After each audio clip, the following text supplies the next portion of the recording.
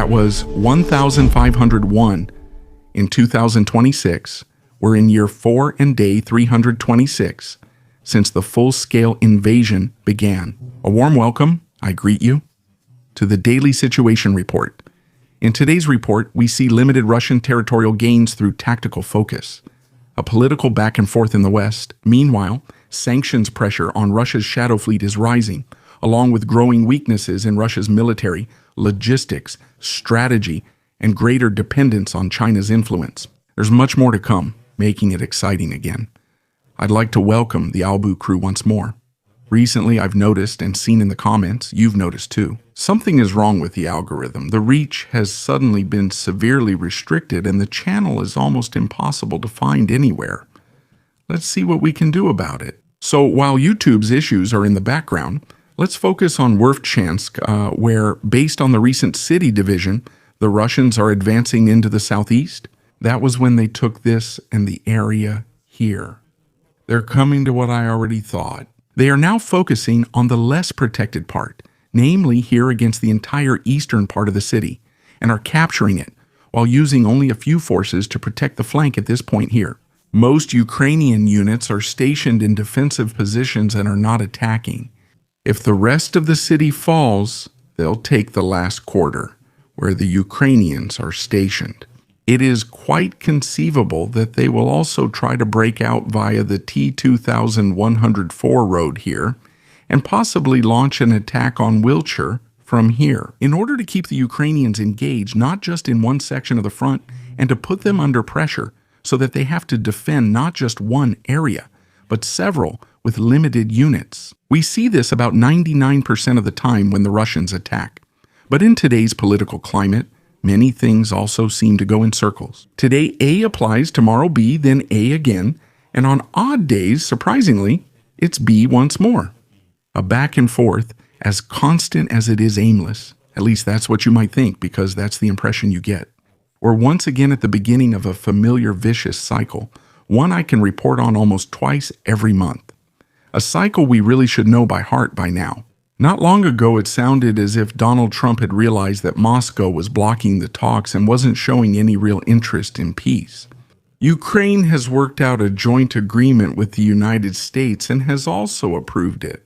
One might think it was a rare moment of clarity, but it didn't last long, because now things are being said differently again. It is now claimed Ukraine, not Russia, is delaying an agreement. Moscow is reportedly willing to negotiate, then not. Roles have been reassigned, and now even the facts seem negotiable. Donald Trump is doing what he does best. He changes direction like a political weather vane, only with much shorter intervals. I've long since stopped counting how many times we've found ourselves right at this point. Europe is speaking up. At least one person from Europe, and of all people, another Donald Tusk, and he's bringing exactly what seems almost exotic these days. Consistency.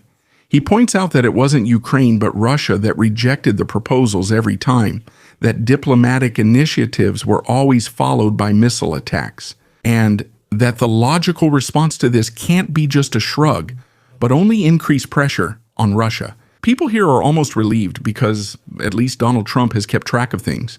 And what about Moscow? Moscow is calling for compliance with the international law.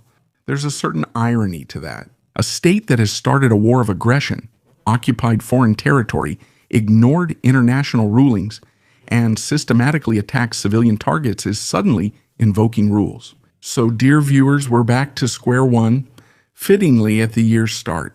Amid political events, United States authorities reportedly intercepted and seized another Shadow Fleet tanker, the Veronica, in the Caribbean this morning.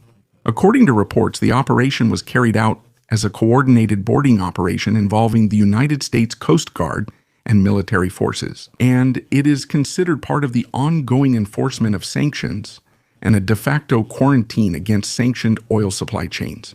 Americans have seized 6 oil tankers in the past 2 weeks. Personally, I don't think that's so bad. The problem is that often well-known tankers from the Shadow Fleet are sanctioned and therefore can no longer dock at certain ports. But then they just return, deregister the ship, rename it, assign a new flag, and sail the world's oceans again.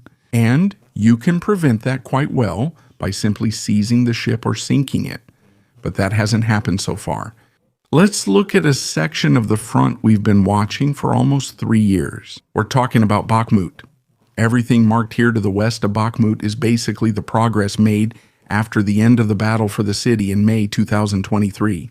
It's been that long already, back then still under the Wagner group, and now there's a new territorial gain on the Russian side. For some viewers, all of this might even feel a bit nostalgic. Here, the 30th Soldiers, or the Ukrainians, mechanized brigade, were able to spot a Russian soldier who was near a vehicle wreck. Nothing has moved forward here for almost 3 years, and now someone dares to walk a few hundred meters down the road. Back then, this place was still full of PMCs, meaning private military groups, like the Wagner group, the mercenaries from Gazprom, or even those from the Borscht Battalion. After the so-called March of Justice by the Wagner group, all other groups were merged into the army, so there's nothing distinguishing them anymore. Prigozhin made the difference here back then, something the Russian army wasn't capable of, and he did it while constantly clashing with the Ministry of Defense, since they often cut off his resources whenever he said something wrong, and he very often said things that were wrong in quotes by expressing his opinion. You can think whatever you want about him and his actions.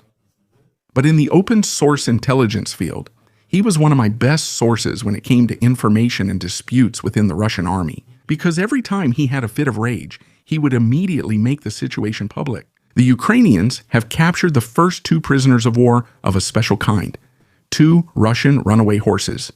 This was reported by the 1st Assault Regiment of the Ukrainian Armed Forces. A quick look at the map shows us that they are near Chuliai Pole. That means the thing with the horses isn't even that far from one of the biggest scenes of the current fighting. That's actually exactly where you would expect the quality of the equipment to improve in order to achieve breakthroughs, while other, let's say less important sections, are equipped a bit more poorly, since you have to get that amount of necessary, well-functioning equipment from somewhere. By the way, in addition to the frontline horses and donkeys, videos of frontline camels and frontline sheep have also been uploaded on the Russian side. Do you actually remember how Russia justified the war against Ukraine? Moscow kept arguing that there are many Russians living in the Donbass. They said these people needed to be protected, and therefore Russia had a special right to exert influence and power, a self-proclaimed right, which they also exercised through war. Russian influence was very strong, and many residents identified more as Russians than Ukrainians. Many Russian Z-bloggers now see this same argument re-emerging, but reversed. They say that as Russians push further west and advance in Ukraine, they are also suffering heavy losses, not only in manpower and equipment, but also economically and politically. China already holds significant influence in the Russian Far East. Chinese companies reportedly dominate economically from Chita to Vladivostok, pay taxes to China, and increasing numbers of Chinese citizens are migrating to this region of Russia. In addition, China has never completely abandoned its historical territorial claims to parts of this region in its own political thinking. The parallel is obvious. First comes the economy, then a foreign population and influence, followed by political dependence, all without a formal annexation. Just as Russia cited its population in Donbass to justify protection, some Russians now worry China could use similar arguments in the future. Who would stop the Chinese?